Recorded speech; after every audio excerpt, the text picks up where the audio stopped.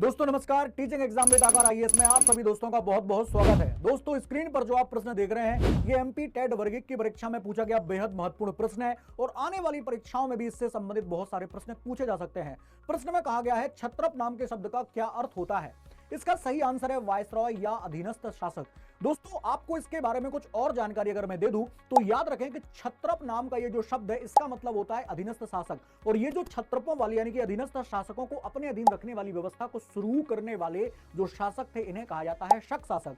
शक शासक स्वयं को क्षत्रप कहा करते थे और भारत में इनकी महत्वपूर्ण तौर पर देखा जाए तो 4 शाखाएं हुआ करती थी, जिनमें तक्षशिला और मथुरा की जो शाखाएं थी उन्हें उत्तरी क्षत्रप और जो उज्जैन और नासिक में शासन करने वाली शाखाएं थी उन्हें पश्चिमी क्षत्रप के रूप में जाना जाता था।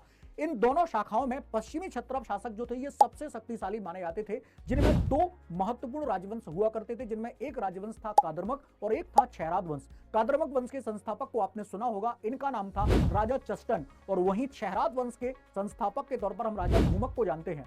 एक राजा आपने सुना होगा शकों में जिसका नाम था रुद्रदामन प्रथम और इस रुद्रदामन प्रथम का संबंध था कादरमक वंश से। और इसी रुद्रदामन प्रथम ने भारत में संस्कृत का सबसे बड़ा अभिलेख जिसे हम जूनागढ़ अभिलेख के नाम से जानते हैं गुजरात में लगवाया था और यहीं पर गुजरात में ही इसके द्वारा सुदर्शन झील का भी पुनर्निर्माण करवाया गया था। तो दोस्तों इसी प्रकार के फैक्ट्स के लिए हमारे यूट्यूब चैनल यानी कि आकार एजुकेशन को और आकार आईएएस को दोनों को सब्सक्राइब और फॉलो करें।